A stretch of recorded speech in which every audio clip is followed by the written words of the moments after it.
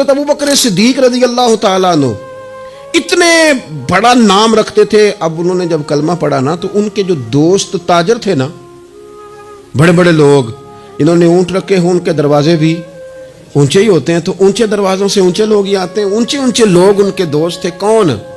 سب سے امیر آدمی حضرت عبد الرحمن ابن عوف، مکے کے بہترین تاجر حضرت عثمان غنی، حضرت زبیر بن عوام، حضرت سعید بن زید، حضرت طلحہ بن عبید اللہ. یہ ان کے دوستوں کی جماعت تھی.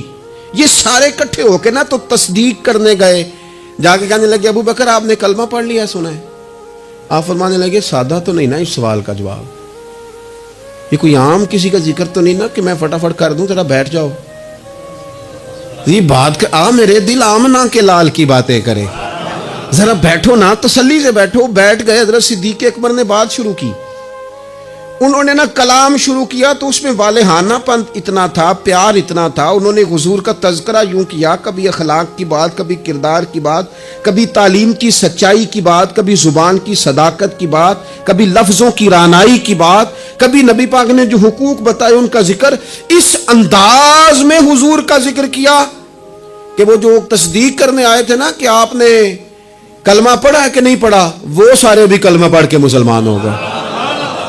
وہ بھی سارے سودا لینے کے لیے بازار گئے ہم، اور ہاتھ اس کے بکے جس کے خریدار گئے ہم. وہ بھی سارے حضور کی بارگاہ میں آ گئے حضرت صدیق کے ساتھ اور کلمہ پڑھ گئے. یہ جو اعتماد ہے نا حضرت صدیق اکبر کو حاصل، نبی پاک کا اعتماد، یہ ہمیں بتاتا ہے کہ دنیا میں قیمتی چیز اعتماد ہے. یعنی آپ پر کوئی اعتماد کرتا ہے کہ نہیں؟ غریبی آ جانا اتنا مشکل مسئلہ نہیں، حالات اوپر نیچے ہوتے رہتے ہیں، لیکن آپ کا اعتماد کس طرح کا ہے؟ سوسائٹی میں آپ کو کس نام سے جانا جاتا ہے؟ آپ کے اپنے کیا رائے رکھتے ہیں آپ کے بارے میں؟ ان کا یہ خیال ہے کہ یہ بندہ قابل اعتماد نہیں، یہ ہر جماعت کا ہی ممبر ہے، ہر گروپ کا ہی بندہ ہے، ادھر بھی ہے ادھر بھی ہے، وہاں بھی ہے یہاں بھی ہے.